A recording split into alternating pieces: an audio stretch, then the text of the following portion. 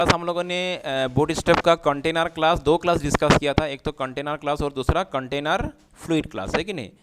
Website layout को design करने के लिए जैसे बूटस्ट्रैप में मेनली तीन क्लास होता है, एक तो हो गया कंटेनर क्लास, दूसरा हो गया कंटेनर रो क्लास और तीसरा हो गया क्या, कॉल क्लास, कॉलम मतलब। तो अभी हम लोग जैसे लास्ट टाइम कंटेनर क्लास तो हम लोगों ने समझा बहुत, इसका दो टाइप हो गया, एक तो कंटेनर, दूसरा हो गया कंटेनर फ्लूइड। अभी हम लोग रो क्लास में जाते हैं। तो देखो तो ये इसका ये जो लास्ट टाइम हम लोग ने यहाँ पे कोडिंग किया था, तो ये कंटेनर क्लास है, ठीक है। तो कंटेनर के अंदर हम लोग क्या लगाएंगे, ये जो कंटेनर ये कौन सा, हाँ यहाँ पे अभी हम लोग यहाँ पे कुछ लिखेंगे नहीं। तो कंटेनर क्लास के अंदर जो कंटेनर क्लास है, जो डिव है, उसके अंदर हम लोग डिव बनाएंगे रो के लिए, ठीक है। तो इसके अंदर हम लोग फिर से क्या बनाते हैं, डिव बनाएंगे एंड डिव क्लास, इसको क्या क्लास देंगे हम लोग, रो क्लास, ठीक है, रो। तो ध्यान रखना जो रो क्लास होता है वो कंटेनर क्लास के अंदर ही होगा। कंटेनर क्लास मैंने समझा दिया। तो कंटेनर क्लास के अंदर रो क्लास का मैंने एक डिव बनाया, इसका मतलब क्या है, वहाँ पे एक रो क्रिएट होगा, ठीक है। तो इसको मैं एक बार सेव करते हुए एक बार तुम लोग को रीलोड करके दिखा दूँ। फिलहाल यहाँ पे तुमको रो दिखेगा नहीं, कुछ भी नहीं, क्योंकि मैंने रो का कोई बॉर्डर नहीं दिया और मेरा रो के अंदर कोई कंटेंट नहीं है। तो मैं कुछ कंटेंट टाइप करता हूँ रो के अंदर, तो मैंने यहाँ पे वही लिखा वेलकम, ठीक है। अच्छा, और फिर इस रो को मैं एक, क्योंकि ये तो कंटेंट तो आ जाएगा लेकिन रो है कि नहीं समझ में नहीं आ रहा है। तो रो के लिए हम लोग क्या करेंगे, तो हम लोग हमारा जो अपना style.css फाइल है उसमें जाते हुए रो के लिए भी हम लोग क्या लगा देंगे, एक मैनुअल CSS कोड लगा देंगे, ताकि रो समझ में आए हम लोग को। यहाँ पे मैं रो को मैं एक बॉर्डर लगा रहा हूँ यहाँ पे, ठीक है। तो मैंने क्या दे दिया, इसको ग्रीन दिया था, इसको मैं करता हूँ सपोज रेड, ठीक। सेव करते हैं इसको हम लोग। अभी यहाँ पे देखो ये एक तरह से रो बन चुका है। तो ग्रीन कलर का जो वो कंटेनर हो गया, उसके अंदर ये और एक डिव है जो कि जिसमें हम लोगों ने रो क्लास लगाया है। तो याद रखना, रो हमेशा कंटेनर के अंदर ही आएगा, रो क्लास कंटेनर क्लास के अंदर होता है, बाहर नहीं होगा।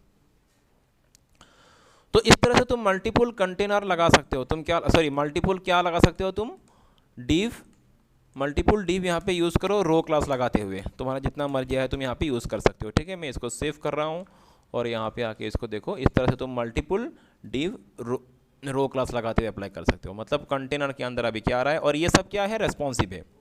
जैसे मैंने तुमको लास्ट टाइम समझाया था, ये क्या हो रहा है अभी, ये रेस्पॉन्सिव है ये, क्योंकि जब तुम रो क्लास लगाओगे ये रो अपने आप से कंटेनर के अंदर फिट हो जाएगा, और कंटेनर के विड्थ के हिसाब से इसका विड्थ भी क्या होगा, रेस्पॉन्सिव होगा, ठीक है। जैसे अगर तुम स्क्रीन को छोटा बड़ा करोगे, जैसे मैंने लास्ट टाइम दिखाया था तुम लोग को यहाँ पे, जैसे अगर मैं इसको स्क्रीन को छोटा बड़ा करूँ, देखो उसके हिसाब से वो रो भी अपना साइज, रो का भी साइज छोटा बड़ा आ रहा है, ठीक है। तो ये रेस्पॉन्सिव रो बन रहा है यहाँ पे, और अपने आप से वो क्या हो रहा है, कंटेनर के अंदर फिट हो जा रहा है, ठीक है।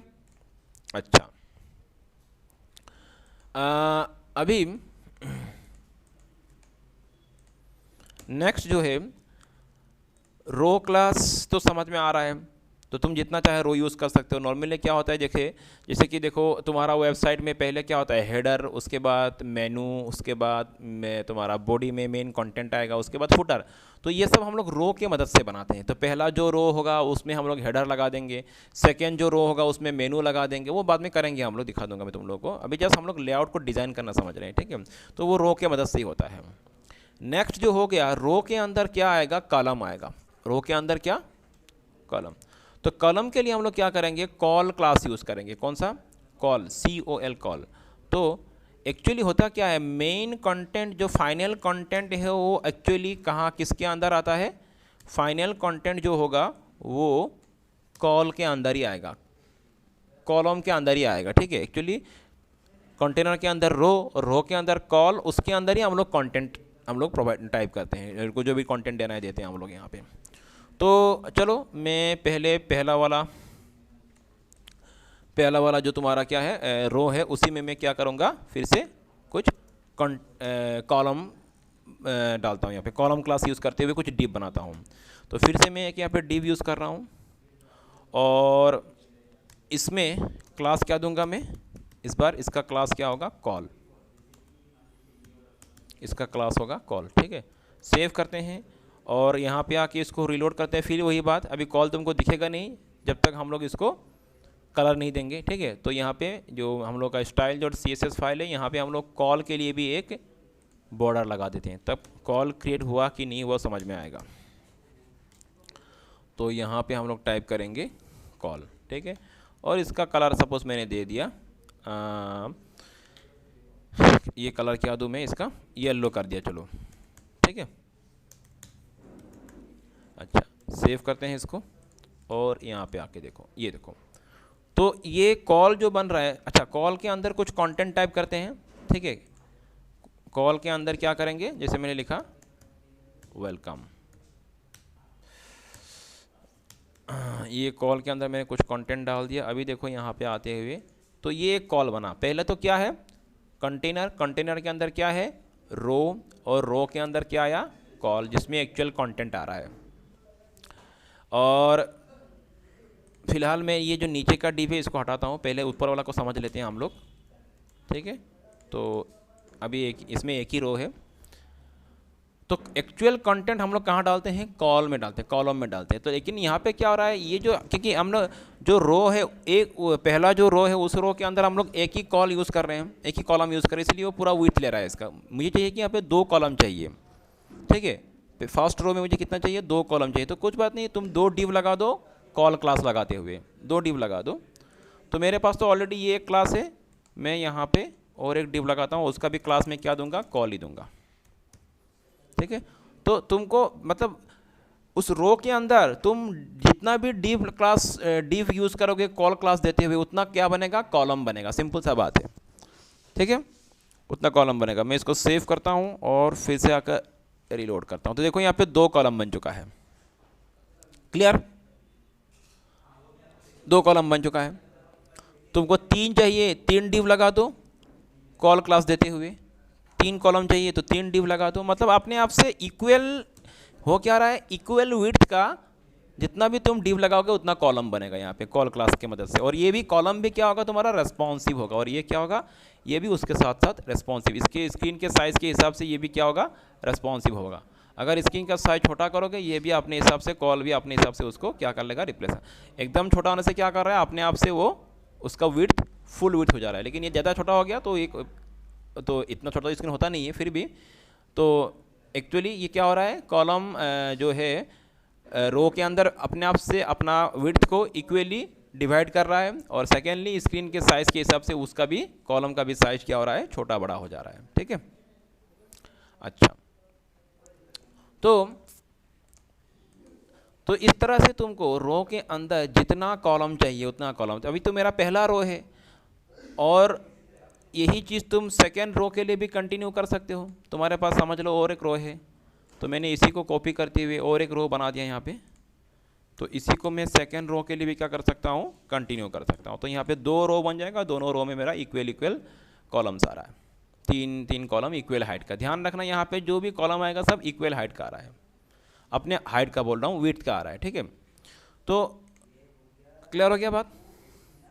जैसे मुझे ऊपर में और एक कॉलम लगाना है, तो फिर से मैंने और एक डिव यहाँ पे कॉपी करके पेस्ट कर दिया, तो ऊपर में कितना आएगा, 4 कॉलम आ जाएगा।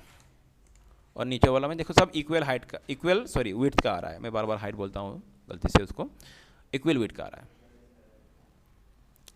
हो गया, अभी समझ लो। तो समझ लो, मैं और 2-3 बार इसको कॉपी कर लेता हूँ।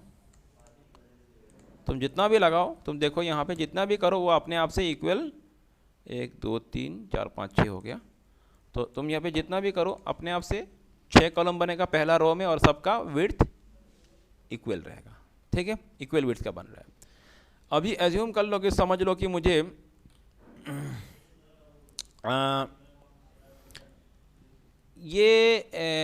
मुझे ऐसा चाहिए कि 2 कॉलम के बाद यहाँ पे एक ब्रेक पॉइंट लगाना है। समझ में आया क्या बोल रहा हूँ, मतलब पहला रो ही होगा, रो तो पहला ही होगा, उसी के अंदर कॉलम जो है, अभी पहला रो के अंदर कॉलम इक्वल विड्थ का आ रहा है, और मुझे चाहिए कि जैसे पहला रो के अंदर 2 कॉलम फर्स्ट रो में आए, रो के अंदर का बात बोल रहा हूँ, फर्स्ट रो के अंदर मतलब और दो अपने आप से मतलब रो की तरह दिख जाए, वो दो कॉलम आ गए पहला रो में और बाकी चार कॉलम सेकेंड रो में आ जाए, लेकिन वो पहला रो में ही होना चाहिए, लेकिन वो रो नहीं होता है एक्चुअली, उसको बोलते हैं हम लोग ब्रेक पॉइंट। ठीक है, तो मतलब रो के अंदर ही हम लोग ब्रेक पॉइंट लगा सकते हैं। मैं दिखा रहा हूँ करके एक बार प्रैक्टिकली चीज़ को। तो ब्रेक पॉइंट के लिए हम लोग क्या क्लास यूज़ करते हैं, जब इसे समझ लो कि मैं यहाँ पे कर रहा हूँ, मैं 3 में कर रहा हूँ, थर्ड कॉलम के बाद मुझे अभी यहाँ पे क्या हो रहा है, पहला रो में 6 कॉलम दिख रहा है, मुझे 3 और 3 3 अलग अलग रो में दिखना चाहिए, पहला रो के अंदर ही होगा लेकिन वो। ठीक है, तो मैं यहाँ पे क्या लगा दूंगा, एक ब्रेक पॉइंट लगा दूंगा। ब्रेक पॉइंट के लिए मैं यहाँ पे क्लास यूज़ करूँगा। इसके लिए अलग सा एक क्लास होता है W100, W-100 ये क्लास होता है।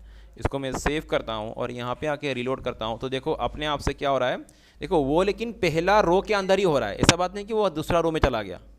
ठीक है, फर्स्ट रो के अंदर ही 6 कॉलम पहले एक ही लाइन में आ रहा था, अभी 2 लाइन में आ रहा है, क्योंकि मैंने 3 कॉलम के बाद एक ब्रेक पॉइंट लगा दिया। तो ब्रेक पॉइंट मतलब इस तरह से W100 लगाते हुए तुम div क्लास लगाते हो। इस क्लास में हम इस div में कुछ लिखना नहीं है हम लोग को, ये जस्ट क्या ब्रेक पॉइंट लगाने के लिए। समझ लो मुझे 2 के बाद लगाना है, तो मैं इसको काट करते हुए यहाँ पे 2 के बाद लगाता हूँ, तो 2 के बाद ब्रेक पॉइंट आएगा, तो 2 के बाद यहाँ पे क्या आएगा, एक ब्रेक पॉइंट आएगा। इसको मैं सेव कर लेता हूँ और यहाँ पे आके देखो ये 2 के बाद आ रहा है, लेकिन सब इक्वल विड्थ का होगा, ध्यान रखना। तो पहला लाइन में आ रहा है, पहला 2 कॉलम इक्वल विड्थ का, और सेकंड बाकी जो 4 कॉलम है वो नेक्स्ट लाइन में आ रहा है, वो भी इक्वल विड्थ का आ रहा है। तो तुम ये ब्रेक पॉइंट जितना चाहे उतना लगा सकते हो, जैसे मैंने यहाँ पे लगाया, फिर से मैं यहाँ पे लगाना चाहता हूँ, फिर और 2 के बाद मुझे और एक ब्रेक पॉइंट लगाना है तो लगा सकते हो, it's up to you. 3 line में अभी शो होगा, अभी ये तीनों 6 कॉलम 3 लाइन में आ रहा है, but again with equal width का आ रहा है, इक्वल विड्थ का होगा वो। ठीक है, और ये काम पहला रो में ही हो रहा है। तो समझ लो, समझ में आ रहा है ना कैसे हम लोग यहाँ पे इस तरह से उसका रो को अलग अलग मतलब कॉलम, रो के अंदर जो कॉलम है उसको किस तरह से ब्रेक पॉइंट लगा के हुए अलग अलग लाइन में उसको शो करवा सकते हैं। तुमको चाहिए कि पहला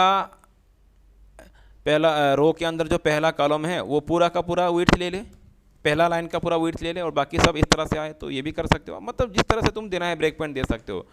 तो ये पहला कॉलम मैंने ब्रेक पॉइंट लगा दिया, बाकी 3 कॉलम इक्वल विड्थ का है, उसके बाद बाकी 2 कॉलम जहाँ पे मैंने ब्रेक पॉइंट लगा था वहाँ पे वो ब्रेक हो जा रहा है।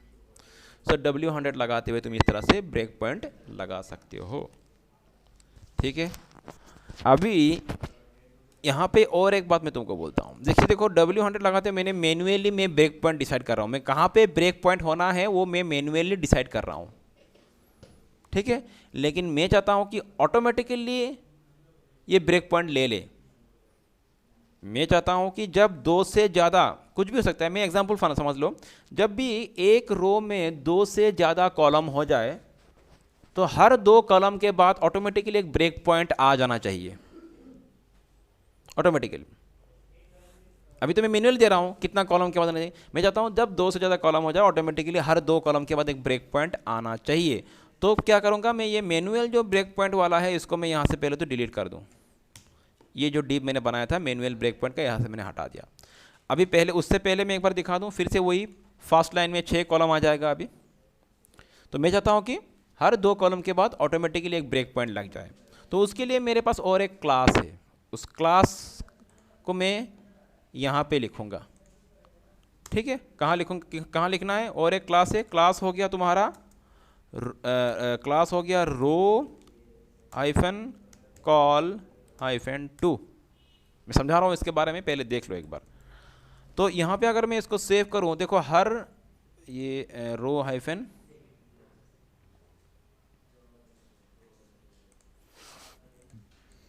तो एक्चुअली यहाँ पे क्या होगा, अभी जैसे मैं फिर से करता हूँ, देखो ये मैं इसको सेव कर लेता हूँ, ये एक्चुअली कॉल्स होगा। ठीक है, कॉल्स, तो मैंने यहाँ पे 2 टाइप किया, तो फिर से मैंने, मतलब क्या है कि पार लाइन में 2 कॉलम आना चाहिए, तो तुम इस तरह से और एक क्लास लगा दो यहाँ पे, इससे क्या होगा तुम्हारा, जैसे मैं दिखाता हूँ, मैंने 2 दिया, ro-calls-2 मतलब पार लाइन में 2 कॉलम आएगा। तो मैं इसको पेज के पास फिर रिलोड करता हूँ, तो पार लाइन में कितना कॉलम आ रहा है, 2 कॉलम इक्वल हेड का आएगा। अगर तुमको पार लाइन में 3 कॉलम चाहिए तो ro-calls-3 करो, तो मतलब ये क्या होगा, उसी हिसाब से अपने मतलब इस नंबर के हिसाब से कॉलम को डिवाइड कर देगा। ठीक है, सेव नहीं किया मैंने इसको मैं एक बार सेव कर लेता हूँ और यहाँ पे आके देखो तो वो पार लाइन में 3 कॉलम दे रहा है। अभी समझ में आ रहा है ना, क्लियर हो गया। एंड अपना मर्जी, अगर 1 देना है तो 1 दे सकते हो। ठीक है, तो पार लाइन में 1 कॉलम आएगा। तो ये हो गया, तुम ये एक तो हो गया तुमका अपना हिसाब से automatically pre defined column size से वो अपने आप को डिवाइड कर ले, कॉलम मतलब नंबर से अपने आप को डिवाइड कर लेगा। ठीक है, तो समझ में आ गया ना। अच्छा देखो यहाँ पे एक्चुअली क्या होता है, अभी हम लोगों ने अच्छा इसको मैं फिर से यहाँ से हटाता हूँ, मैं यहाँ से मैं फिर वही पुराना जो ओनली रो क्लास था उसमें चला जाता हूँ, मैं इसको सेव कर लेता हूँ। बूटस्ट्रैप में क्या होता है, बूटस्ट्रैप में एक्चुअली बूटस्ट्रैप में क्या है कि अलग अलग स्क्रीन साइज़ के लिए अलग अलग मीडिया क्वेरी बना हुआ है। अलग अलग स्क्रीन साइज़ के लिए अलग अलग उसका बूटस्ट्रैप क्लासेस बना हुआ है। जैसे तुम्हारा स्क्रीन साइज़ यहाँ पे बूटस्ट्रैप में 5 तरह का स्क्रीन साइज के बारे में बोला गया है। एक तो हो गया एक्स्ट्रा लार्ज स्क्रीन, दूसरा हो गया लार्ज। जैसे मैं तुम्हारा जो बूटस्ट्रैप का ऑफिशियल साइट है वहाँ पे जाके दिखाता हूँ मैं, ये जो इसका ऑफिशियल साइट है। ठीक है, यहाँ पे अगर जाके हम लोग चेक करें, मैं इसका तुमको स्क्रीन साइज़ के बारे में देखो बोल रहा हूँ। ये देखो ये सब कुछ स्क्रीन साइजेस है। ठीक है, extra large, extra small, small, medium, large, extra large और एक्स्ट्रा एक्सेस लार्ज। ठीक है, अभी ये कौन है बूटस्ट्रैप 5 में ये भी आ चुका है एक्सेस लार्ज।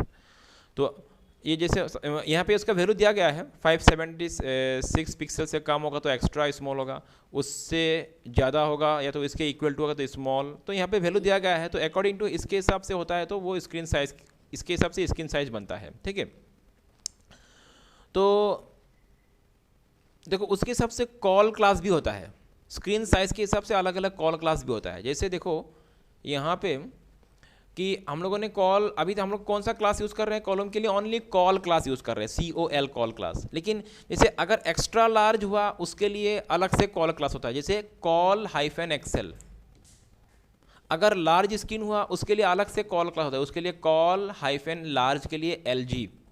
समझ में आ रहा मैं क्या बोल रहा हूँ, समझ लो। अगर तुम्हारा स्क्रीन एक्स्ट्रा लार्ज हो तो तुम उसमें कॉल -XL ये वाला क्लास यूज़ कर सकते हो। मैं ये इसका मैं फ़र्क दिखाऊंगा तुम लोग को, इससे होता क्या है। अगर लार्ज स्क्रीन हुआ तो उसके लिए तुम कॉल LG ये वाला क्लास यूज़ कर सकते हो। अगर स्मॉल स्क्रीन हुआ तो कॉल SM, और अगर मीडियम स्क्रीन हुआ तो कॉल MD। एक्स्ट्रा स्मॉल के लिए कोई एक्स्ट्रा क्लास नहीं है। ठीक है, तो एक्चुअली ये है क्या, देखो अभी तो हम लोग ओनली कॉल क्लास यूज़ कर रहे हैं। तो तुम अपना जो वेबसाइट, समझ लो कि तुम अपना वेबसाइट बना रहे हो और उसमें तुम कॉल MD क्लास यूज़ कर रहे हो, समझ लो क्या, कॉलम के लिए ओनली कॉल नहीं, कॉल MD यूज़ करो। तो होता क्या है देखो, तो मैं यहाँ पे कॉल MD करता हूँ। ठीक है, सबके लिए मैं करता हूँ कॉल, ये सबके लिए करना पड़ेगा, सबको इक्वल देना है, कॉल MD।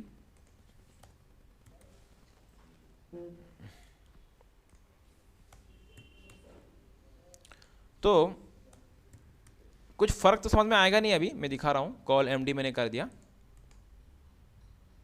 मैं 6 अभी काम करता हूँ, 6 नहीं 3 ही लेता हूँ मैं यहाँ पे। ठीक है, तीनों में समझा रहा हूँ तुम लोग को। और मैंने ये कॉल MD करते हुए मैंने इसको रीलोड करता हूँ यहाँ पे मैं। तो अच्छा ये अभी इसका कलर नहीं दिख रहा है क्योंकि मैंने कॉल MD के लिए मैंने अपना मैनुअल जो CSS फाइल है उसमें कुछ कोड नहीं दिया था, तो मैं कॉल -MD करता हूँ इसको, तभी इसका भी बॉर्डर तुमको दिख जाएगा। ठीक है, अच्छा तो देखो 3, तो कुछ फ़र्क तो समझ में कुछ फ़र्क तो नहीं मिल रहा है। जैसे कॉल यूज़ किया था कॉल MD में वही आ रहा है, लेकिन फ़र्क है। देखो ओनली कॉल क्लास जब यूज़ करते थे तो क्या होता था, तब चाहे तुम स्क्रीन साइज जितना छोटा करो, ठीक है, स्क्रीन साइज छोटा करने से भी या तो बड़ा करने से भी कॉलम जो है, जैसे मैं एक बार फिर से बोल दे रहा हूँ, जैसे यहाँ पे देखो मैं क्या यूज़ कर रहा हूँ, कॉल MD यूज़ कर रहा हूँ फिलहाल, राइट नाउ मैं क्या यूज़ कर रहा हूँ, कॉल MD। इससे होता है क्या, पहले मैं इसको समझा दूँ। इससे क्या होता है कि मीडियम साइज का जो भी स्क्रीन है या तो उसका ऊपर का साइज का जो भी स्क्रीन है उसमें कॉलम पहला मतलब 3 कॉलम ही आएगा, फुल 3 कॉलम इक्वल हाइट का आएगा। उसी रो में तीनों कॉलम मैंने कहाँ पे क्लिक कर दिया, मीडियम साइज या तो उसका ऊपर का, मतलब लार्ज एंड एक्स्ट्रा लार्ज, ठीक है, मीडियम साइज या तो उसका ऊपर का, मतलब लार्ज एंड एक्स्ट्रा लार्ज का जो स्क्रीन में क्या होगा, ये कॉलम जो है इक्वल हाइट का एक ही लाइन में आए, सॉरी इक्वल विड्थ का एक ही लाइन में आएगा, जैसे अभी आ रहा है। और अगर स्क्रीन साइज मीडियम से घट गया, मतलब स्मॉल हो गया या तो एक्स्ट्रा स्मॉल हो गया, तो ये 3 कॉलम एक लाइन में इक्वल विड्थ का नहीं आएगा, 100% विड्थ हो जाएगा इसका, और 3 अलग अलग 3 लाइन में आ जाएगा। ये मैं करके दिखाता हूँ। यहाँ पे देखो, पेज को मैं यहाँ पे, उसी पेज को मैं यहाँ पे रिलोड करता हूँ, तो अभी स्क्रीन साइज क्या है रेस्पॉन्सिव में, देखो यहाँ पे 1228, और 1228 क्या है, ये तुम्हारा यहाँ पे 1228 मतलब 1200 से ऊपर से एक्स्ट्रा लार्ज स्क्रीन। तो मैंने किसके लिए कॉल यूज़, कौन सा कॉल यूज़ किया था, कॉल MD यूज़ किया था, मतलब 768 पिक्सल से इक्वल या तो उसके ऊपर का किसी भी स्क्रीन साइज में ये तीनों कॉलम एक ही लाइन में इक्वल विड्थ का आएगा, ठीक है। तो यहाँ पे देखो अप टू कहाँ तक, 760, मतलब बिलो, मतलब नीचे 768 तक। तो हम लोग इसको स्क्रीन साइज को छोटा करते हैं। तो चलो अभी तक वो एक ही लाइन में है और तीनों कॉलम इक्वल विड्थ का आ रहा है, उसी रो में फिट हो जा रहा है, ठीक है। 768 का नीचे जाते ही देखना क्या होगा, अभी ये 778 68, देखो ये हो गया, समझ में आ रहा है। तो 768 का नीचे जाते ही स्क्रीन साइज, तो क्या हो रहा है, ये तीनों कॉलम 100% विड्थ में आ जा रहा है। 100% विड्थ का मतलब क्या है, पूरा रो विड्थ में, मतलब पूरा कंटेनर विड्थ में ले रहा है इसको। क्लियर बात, समझ में आ रहा है। अगर मैं इसको कॉल MD ना करूं तो क्या होगा, अभी तो ये है, अगर मैं इसको कॉल MD सिंपल कॉल करूं, बस फर्क यही है। अगर मैं ओनली कॉल करूं इसको, और सेव करते हैं इसको, और इधर से इसको रीलोड करते हैं हम लोग पेज को, और देखो क्या होता है, समझ में आ रहा है बात। अभी क्या हो रहा है, 100% विड्थ नहीं हो रहा है, चाहे 768 नीचे भी जाए, लेकिन वो एक ही लाइन में आ रहा है, इक्वल विड्थ का आ रहा है। तो कॉल MD करने से वो होता है, या तो कॉल लार्ज करने से क्या होगा, वही लार्ज या तो उसका ऊपर का स्क्रीन साइज में वो, या तो मतलब उसका नीचे का साइज में जाने से वो क्या हो जाएगा, तुम्हारा उसका हाइट 100% हो जाएगा। मैं एक करके दिखा देता हूँ फाइनली फिर से। जैसे अगर मैंने यहाँ पे कॉल माइनस, या तो मैंने एक्सेल कर, समझ लो एक्सेल कर दिया, ठीक है, कॉल माइनस एक्सेल, तो मतलब एक्स्ट्रा लार्ज। मैं इसको सेव करता हूँ और यहाँ पे आते हैं, यहाँ पे तो स्क्रीन को हम लोग थोड़ा बड़ा कर लेते हैं, पूरा 100% कर लेते हैं, ठीक है। कॉल एक्सेल, और एक्सेल का कोड भी डाल देंगे यहाँ पे हम लोग, मैनुअल हम लोग का जो CSS फाइल है, यहाँ पे ये MD ना आते हुए क्या देना पड़ेगा, एक्सेल।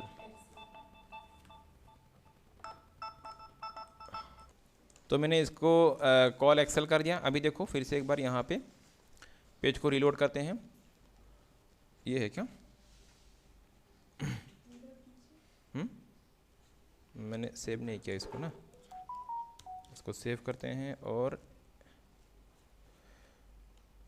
हाँ, तो ये, तो अभी क्या है, मैंने कॉल एक्सेल लगाया, तो इसका मतलब क्या है, कॉल एक्सेल लगाया मतलब ये लगाया, तो 1200 से नीचे आते ही वो 100% कॉलम जो है 100% विड्थ का हो जाएगा, मतलब सेम लाइन में नहीं रहेगा, अलग अलग लाइन में आ जाएगा। चलो इसको एक बार रीलोड करते हैं और देखते हैं। यहाँ पे ये रीलोड करता हूँ, अभी तो 1200 से ऊपर है, तो 1200 से नीचे आते ही ये तीनों देखो ये हो गया। समझ में आ रहा है बात? तो बस यही फ़र्क है। क्लियर ना? तो कॉल एक्सेल जो भी लगाओ तुम उसके हिसाब से होगा। क्लियर?